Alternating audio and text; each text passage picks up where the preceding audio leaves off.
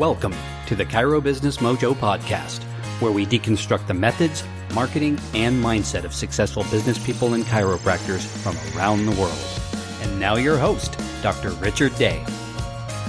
Hello, everyone. Yes, I am Dr. Richard Day, and this is the Chiro Business Mojo podcast. I am fired up because I am excited to share with you the podcast that I recently recorded with a very special guest, Dr. Laurence Tham. I do need to warn you, though, that the audio quality is a little on the spotty side. He is in Australia, and we were having some technical difficulties throughout, but please hang in there because the information he shares is so golden and so valuable. I know it's going to be worth it in the end. Dr. Laurence Tham graduated as a doctor of chiropractic from Canada in 2002 before moving to Australia with his wife Karen.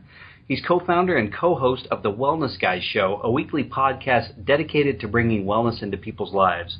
The show is a phenomenal hit, reaching #1 in Australia and on iTunes in less than 4 months, and is also in the top 50 in the U.S. iTunes charts. He's also the founder of Drive Your Practice, a coaching program focused on getting chiropractors out of survival and into sustainability and success. Welcome, Dr. Tham. Hey, it's great to be on the show. Thank you so much for having me. And I know the time zone differences can be hard, especially me being in Australia. So thanks for having me on. You bet. We had a little bit of time zone mix-up here, but I think we got it figured out. So thanks for hanging in there. I wanted to ask you to fill in any gaps in your bio. You know, we all start with that same piece of paper when we come out of chiropractic school, but we don't always end up in the same place. So tell us a little bit about your journey from that point to where you are today. There's so much to fill in, man, the last 14 years of my life. You might be first thing that probably you're wondering, how does an Australian sound non-Australian at all? That's because I'm actually Canadian. So I was born and raised in Canada. I went to CMCC, graduated in 2002.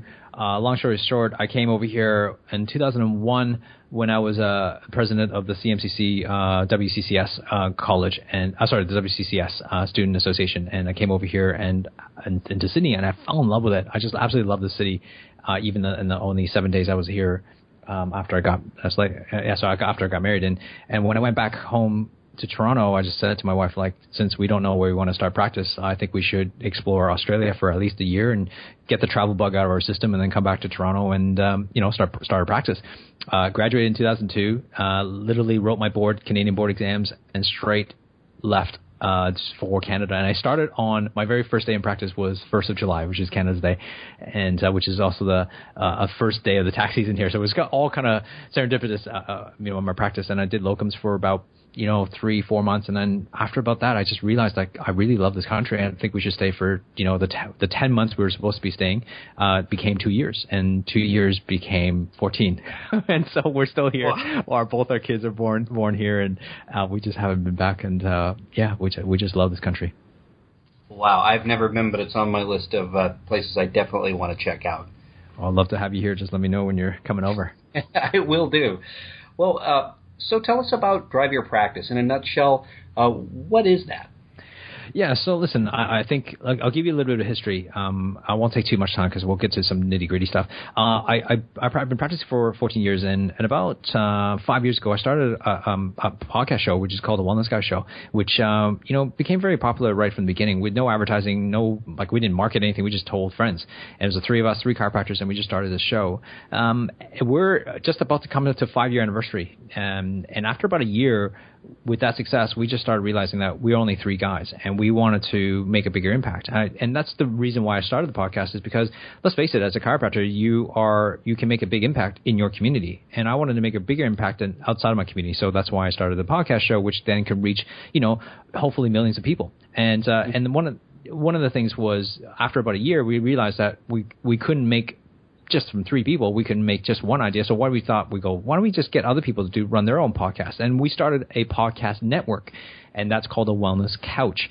And at the moment, we actually have over 20 plus shows at the moment on everything from paleo to mindset. I run a podcast called Inside the Champion's Mind, which is just purely on mindset. We've done on longevity. We have, healthy shift worker. These are not, all of us don't run these ourselves. We have, different people running their own podcasts. We just created a network that allow 20 different people or, to kind of come on board from a variety of backgrounds to run their own shows. And this is, we're getting to, 1.3 million downloads per year across all the shows. And it's been great. It's been a great experience. And I guess that was my impact. And the second thing that came to my mind was I want to make a bigger impact on chiropractors, is because, well, if I can help a chiropractor improve their practice, improve their ability to communicate the message properly, then I would that's an extension of who I am and what I was able to impart in as part of my legacy. And so that's when I started Driver Practice.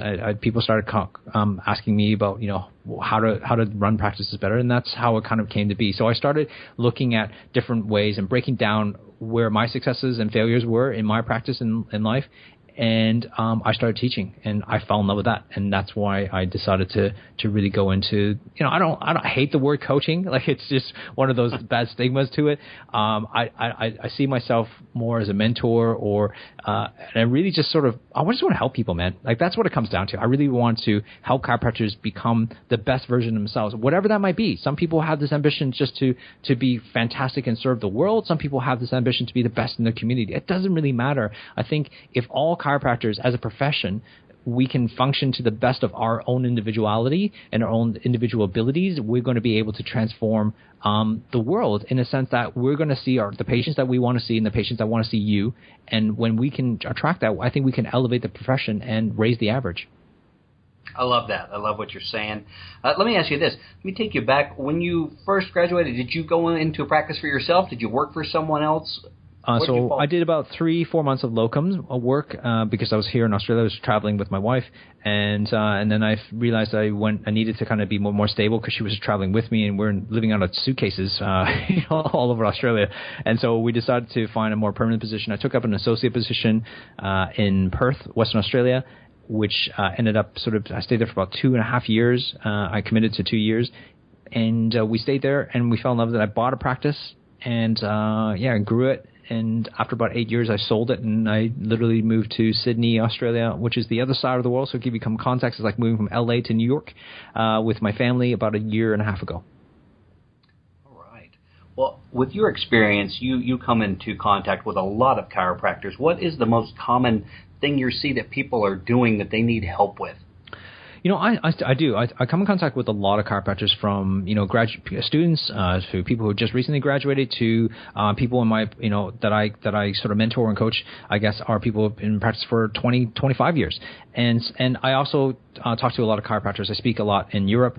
I consult with the UCA over there for their association, and I've spoken in the U.S. and Canada, and I just think that across the board we're all similar. I think the biggest problem that you asked the biggest problem, didn't you? Right? Yeah. Okay. I think the biggest problem. The one you see the most. What I see the most is that we're focusing on the wrong thing. And want me to be clear about that. If you ask a chiropractor, what do you need most right now? And guaranteed 90% of the people will say, I need more new patients.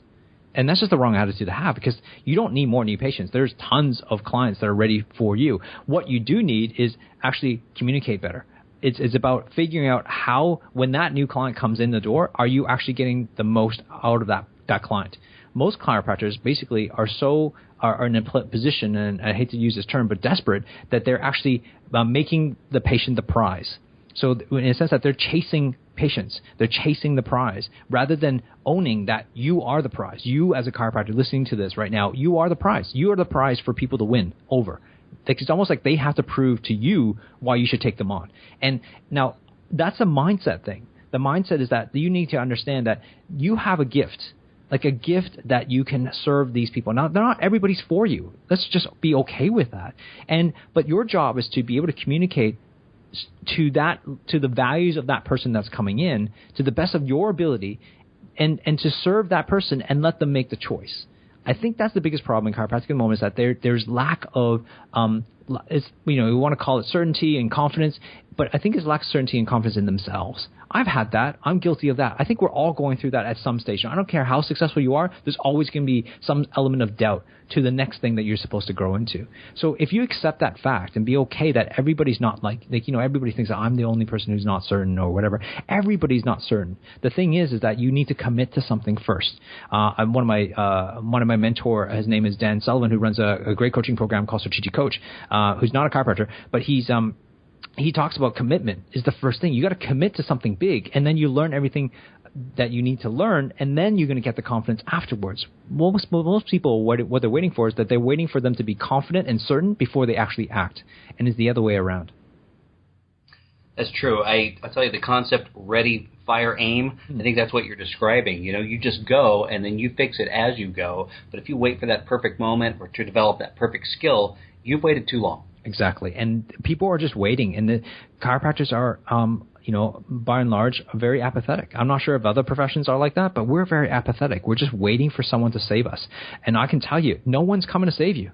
Not me, not you, not anybody. Like, no one's going to come and dedicate their whole entire life, wake up in the morning going, you know what?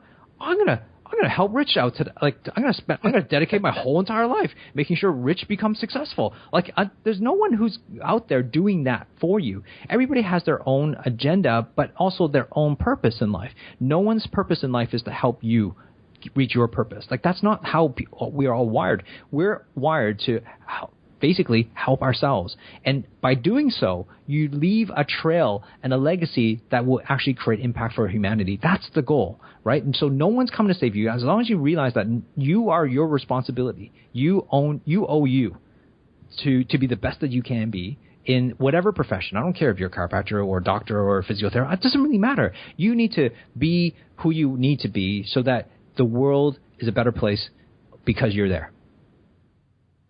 Words of wisdom from our guest today, Dr. Laurence Tham. Let me ask you, you mentioned communication. I read the other day that right now, just with smartphones and the way we're inundated with advertising and the media and all the messages we get, that humans are actually about to the level of an attention span of a goldfish. So do you have any specific ways that you coach your clientele and the docs to get out there and you said to communicate better? Is that part of it, to cut through, to be able to say something important in a way that another person can absorb it and apply it? Yeah, so there's a couple of ways of dealing with this. Number one is that it's about communication when the patient's actually in the door, right? When the patient is actually in your practice, there's a specific way that they need to be communicated with, and the languaging that you use. So I don't use scripts because scripts are, it's like robotic, right? No one hates to memorize scripts, right? Like, that's so 1980s. Now it's about frameworks. It's like, what kind of framework can you follow that allows you to have a step-by-step process? I have that. Like I've created sort of my own process. I mean, it may or may not work for you, but so far it makes total sense on how we communicate as a person to person. I have a 9-step process in the initial consultation. I have a 9-step process in the report of findings, and it's really about taking each person, going through those steps, and making sure that they follow the framework of it, not following exact words I say, but the framework of how you deliver that. Then there's also communication in the outside world. Right now, we're in a very over-communicated process. I mean, I think someone said we're living in the most over-communicated world that has ever lived, and that was like back in 1980. So 40 years down the track now, and we're still, it's getting worse. And you know what? 5 years from now, 10 years from now, it's going to get worse. It's not going to get any better. So if anybody has any illusion that we're going to be less less social media or less media imposing on your attention and your time, that's not going to happen. It's going to be more. It's been worse 5 years from now, and it's going to be worse just as much as it was 5 years ago. We are in a much worse situation than 5 years ago. So how do you cut through the clutter? Well, how you cut through the clutter, if I'm going to have to put in general terms, there's so many different strategies, but let's talk a little bit higher level here. One is, you have to have a message that people want to hear. It's not about shouting as loud as you possibly can. It's about whispering. If you whisper the right words that they need to hear, or they want to hear, that's how you get their attention. If you yell and yell and yell and scream at them with the fancy logos and yelling at them, and this is what you need to do, no one's paying attention to you because everybody else is yelling. So you need to learn to whisper. Like, it's almost like in a crowded, if you go to a stadium in a ball game and someone says your name, you're going to pay attention. Like, you're going to look and go, wait, I heard my name, right? Because your name, like, you're waiting for that, looking for that every single time, every single moment. So you're about whispering the right message at the right time. How do you whisper the right message? Well, first of all, before you actually get the right message, you need to know who you're speaking to. Know your market. Know who you want to speak to. A first-time pregnant mom is going to hear a message of chiropractic differently than someone who's in CrossFit, who's 25 years old, who just wants to be, he wants to be jacked, he wants to be fit, right? Compared to a 65-year-old who just retired.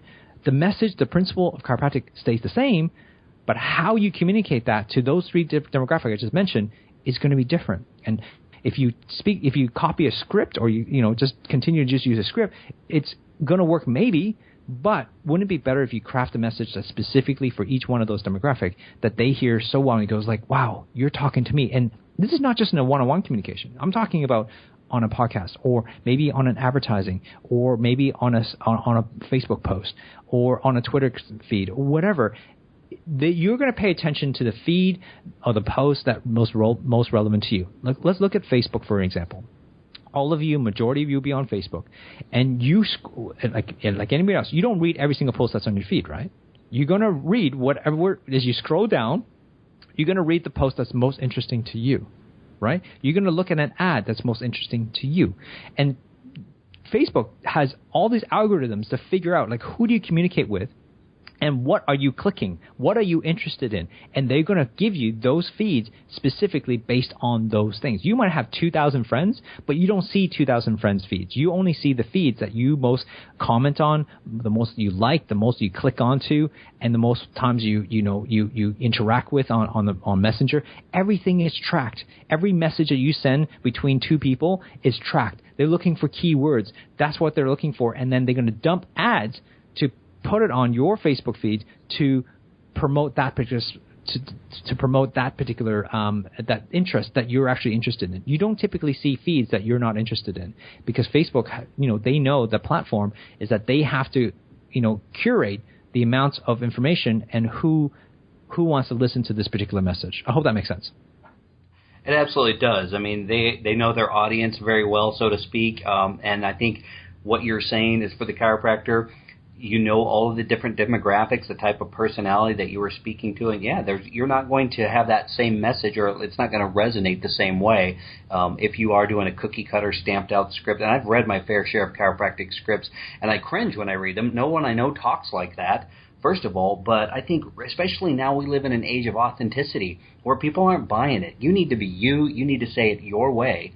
And in an informed way that's resonating with that particular person that's got right in front of you in your office at that time. Well, that's all right. I mean, we are in an age of where there's so much information that's being bombarded in your life and in your patient's life. They're living the same society in the same world that you're living in. So you know what? They don't care. No one gets up in the morning thinking like, oh, you know what? I can't wait to meet a chiropractor today in a shopping center or a market. They don't think that way. They have their own lives to live. You just happen to stand in the way, or maybe they have the need. That's why they called you. So you got to make your life interesting, or the comments and the messages, the marketing has to be interesting. And at the end of the day, is that the new way of marketing it's been going on for quite some time now. Is that you got to be an authority. It's authority marketing. You got to be able to market as yourself as an expert or an authority on a particular topic. If you don't stand out as an authority, there's no way there's trust. And no one's going to go see a subpar chiropractor. No one's going to see just a chiropractor. They want to know when they come to your website that you stand for something. You are great at something, and you prove to them based on the look of your website, the things you say, through the videos you talk about. They're going to research the hell out of you. Right? They're going to want to know what this person stands for, what their what kind of information or advice have they given to people in the past, what you look like, how you dress, all that stuff, all that decision's already being made. Is no different than you going to a restaurant. If you book a restaurant or go to a hotel, or just say you come to Sydney, Australia, you're going to look at all these hotels, and I can recommend a few to you, but you're going to still look it up, aren't you? You're not going to just trust me. You're going to go look at these 5 hotels I recommended. You're going to go to their website, and you're going to go, does this match what we as a family want? Is this the type of hotel that we would go to? And you're going to look and research. You're going to look at the pictures and how, look at the rooms, and you're going to look at the rates. And you got to have to match it. Guess what? Everybody's doing that research on you. And just because you need to understand that, because most people don't even realize that the people who come to your website might be turning them off. How you speak might be turning them off. That's okay, but if your website doesn't represent who you are, or your video doesn't match who you are, then maybe you should make some changes in that arena. I agree 100%, and I would say that patients are continuing to assess you the entire time they're in front of you, as they go through a course of care, after they get an adjustment, how they feel when they're at work the next day. I believe that's going on the whole time, and you are winning that person over each time you are coming in and giving your best. 10 years ago, they were evaluating when they saw you, right? They were evaluating when you at least they didn't have anything else, so they would have to just trust that, all right, I'm going to make this phone call, and they're evaluating once you get there. So which is in your house, it's like, you have home court advantage, right? But the problem nowadays is that you don't have that home court advantage anymore because they're checking you out way before they even make that phone call. So that's why we need to be everywhere. If you really want to dominate your space, I'm not saying that you need to be better than the other chiropractors. I think we all can create the service, but like you said, be authentic to yourself and who you are. You got to stand out, and which means that you have to stand out online. That's the marketplace. Now, you might not like to hear that. Unfortunately, this is the world we live in. Like, you might think this marketplace is too noisy and social media sucks, so you have to do all this stuff. Yes, I know it sucks because it's a lot more stuff to do. You know what? You're still living in 2016. You're not changing that, unfortunately. And we're moving to 2017 and 18. It's only going to get worse. Now, if you're already 5 years behind in terms of social media, guess what? In 5 years' time, you're going to be 10 years behind. And that's where the problem lies, because people are growing up, the kids, the teenagers right now who's on Snapchat, who's 19 years old, guess what? They're going to be 25, 24 years old, 25 years old in about 5-6 years' time, which means that they're going to be in a consumer age where they're going to be able to have some money and they're going to earn some income who are going to be your bulk of your patients. So if you don't understand their demographic now, it goes, I don't worry about teens. Well, guess what? 5 years from now, if you're still in practice, you're going to have to worry about them. And that sounds like a great action step. And as you know, this podcast is all about providing actionable content for our listeners. So if you would, Dr. Tham, what are 3 things that you would, immediate steps you would give to someone who's maybe stuck in practice, who is looking for a new direction or something to kickstart them, and 3 steps you would give to a new graduate? Those are kind of, they probably have some overlap, but something that they can take and apply tomorrow. Okay, so there's probably two demographics there, right? One demographic is someone who's been in practice for a little while and who's been a bit stuck. Hey, guess what? You have an advantage over the millennials.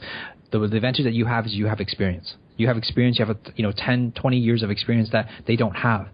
But the sucky part about you is that you suck in technology. You're slow to adapt. You're going to be slow to move and maneuver and change because it's going to take you a little longer. But this doesn't mean that you have, that doesn't mean you can't do it.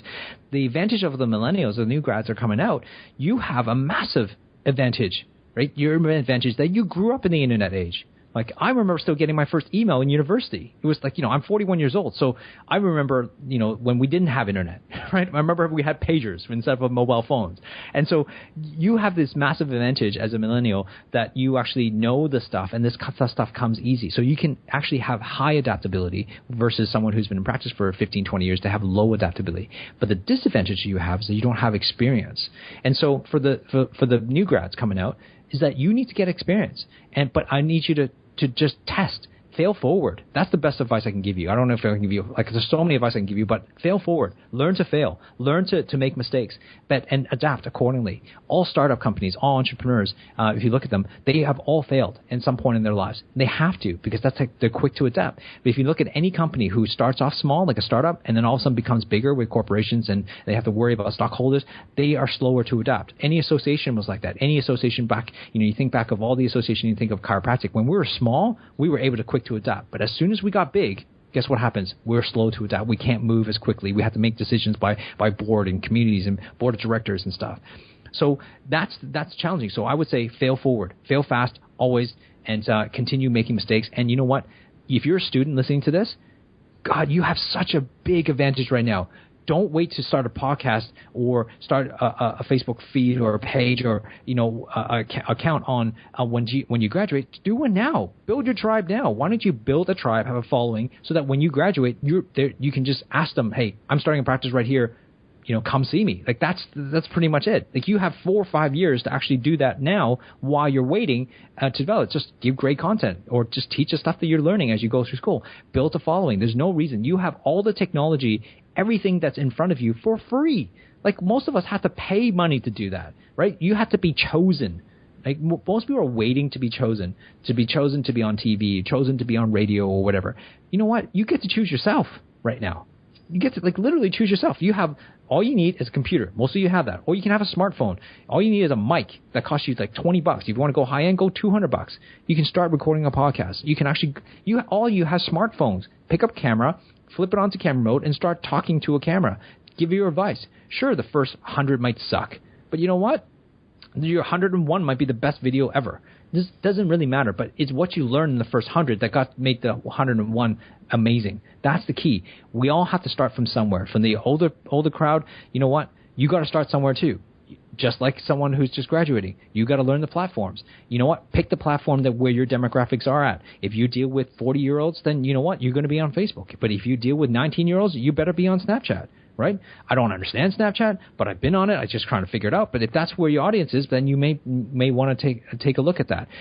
If you want to go on Twitter, you just got to basically know your marketplace. If you don't, which I mentioned before, if you know your marketplace, then you can craft your message properly. Then you can craft the mode properly. The mode is basically: are you going to be on Facebook? Are you going to be a live audience? Are you going to be doing a podcast? What is the mode that's best suited for your particular audience? And this comes from a great mentor of mine, Matt Church. And the last thing I add to that, right? He talks about the market, the message, the mode. I add to that is makeup. You need to know who you are. We talked about authenticity. Like, what is your genetic disposition? What is your DNA? Right? Gary Vaynerchuk talks about DNA, and he talks about, met him a couple times, and he's just so enthusiastic. You just fall in love with the guy because he's so passionate what he does.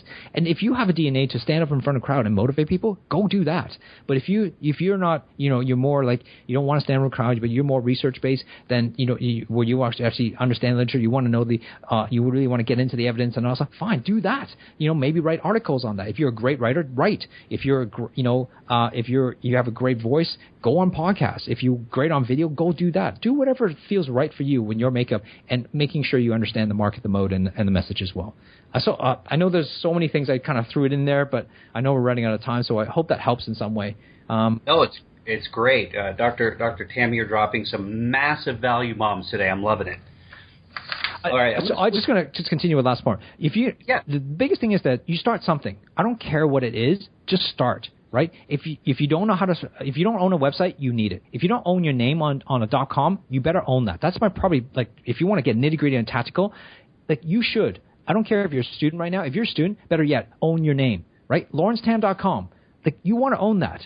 You don't want to own it. I need to own that. Right? Whatever your name is, own that. Buy it. It's $12.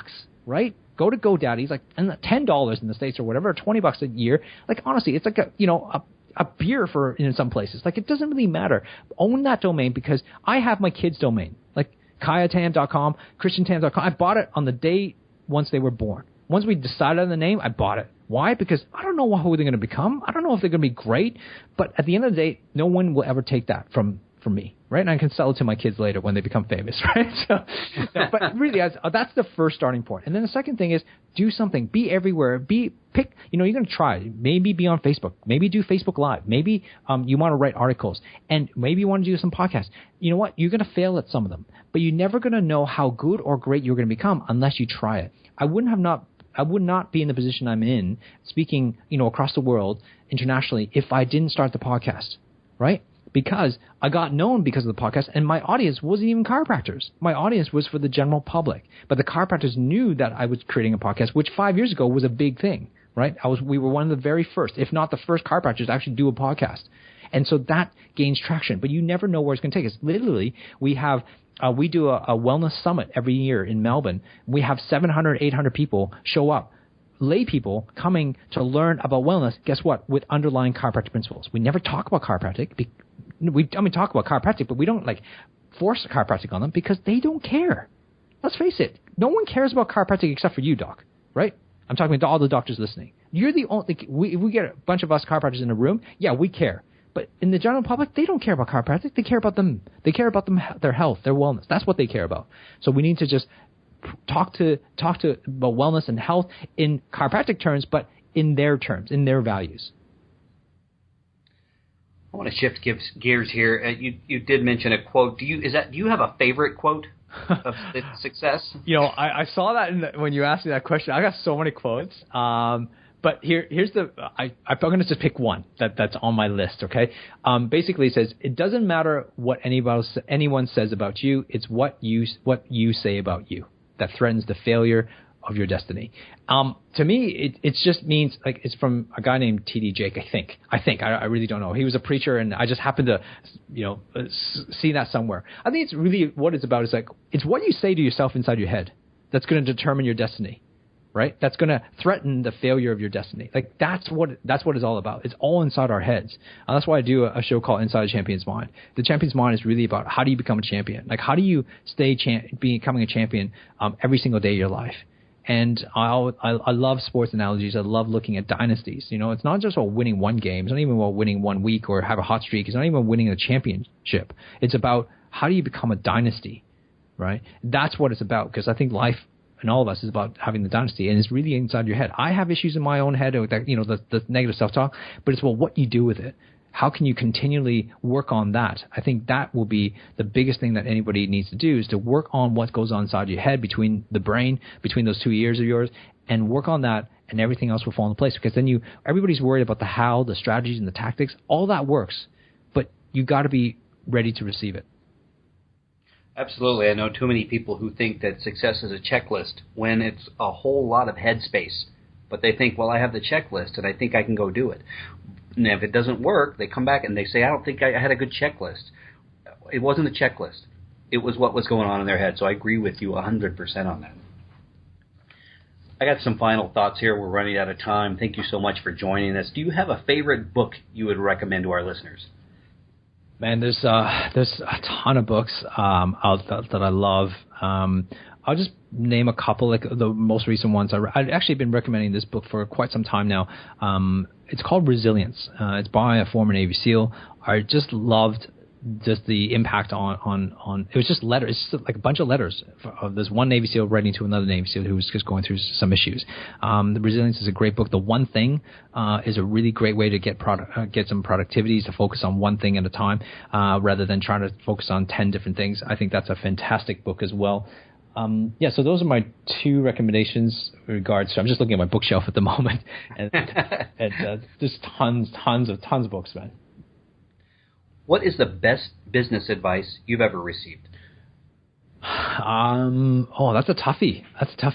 Best of business advice, I think it's about risking more, just about being able to risk. I just spent some time actually on the weekend with Jim Temple, Patrick Jim Temple, and we were there in the weekend, and I asked him that one question too. I go, I'm seeing his trajectory of his career, and we looked at, I go, you started as a chiropractor, and then you built CLA, and what was the biggest thing that you did to really shift you to each level?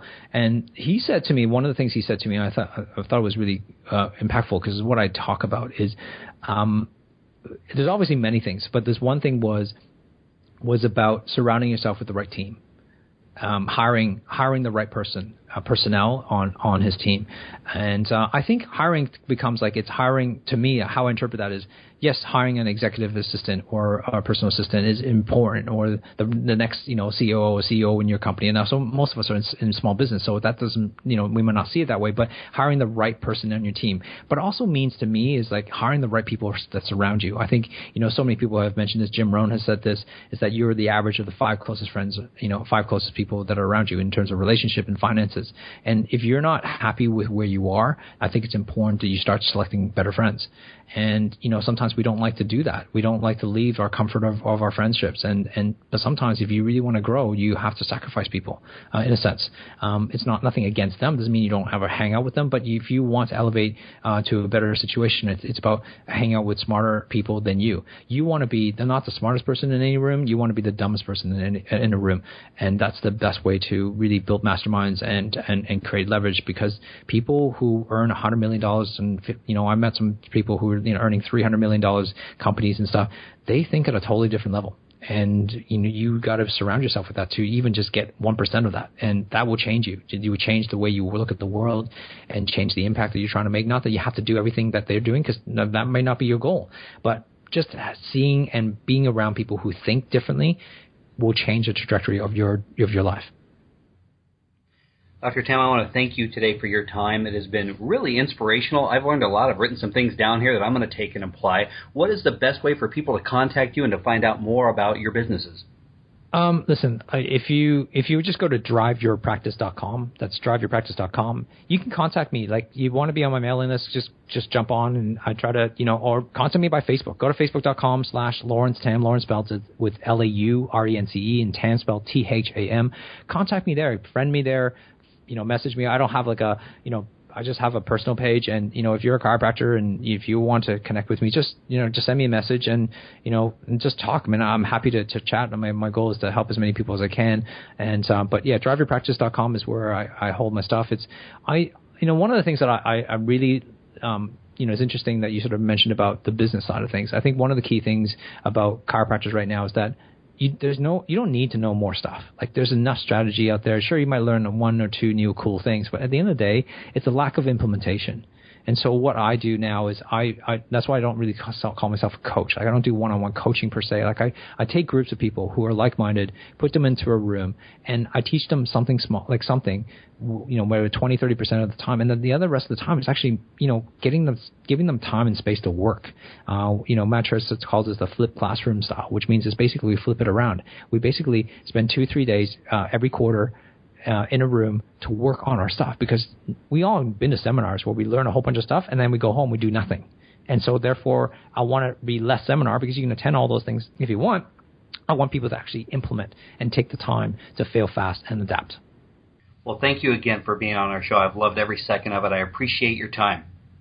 It's been a pleasure, and thank you for having me on the show, and I hope that, your listeners, everybody got some value of it. And actually, do you mind if I plug the website in terms of, not plug it, but the podcast? Go and listen to The Wellness Couch. Find me on Inside Champions Mind or The Wellness Guys. But it's not about me. Trust me, it's not about my numbers. It's about seeing what's out there and how we're able to communicate the message to the general public as a chiropractor, so that you get a taste and feel for what's actually happening, and to use that as an example, and hope that inspires you to launch your own show or to do your own thing. There's so many people out there that are helping. Dr. Ed Osborne is doing some great stuff with people launching podcasts and stuff. Join his program. Like, there's so many people that are helping each other. You just got to find the right person to surround yourself with that will guide you to the whatever the next thing that you need to do to get you to the next level. I think that's the key thing, finding the right people that you're attracted to. Yeah, we've got Dr. Osborne booked on an upcoming episode here, so we're looking forward to that. Yeah, fantastic. He's a great guy, and he's just done leaps and bounds with what he's been able to do with podcasts, and I'm sure you'll learn some stuff from him. Thank you for listening to the Chiro Business Mojo podcast. For links to what was discussed in today's episode, check out the show notes at chirobusinessmojo.com. And be sure to jump on over to iTunes and leave us a 5-star review if you liked what you heard. We'll see you next time.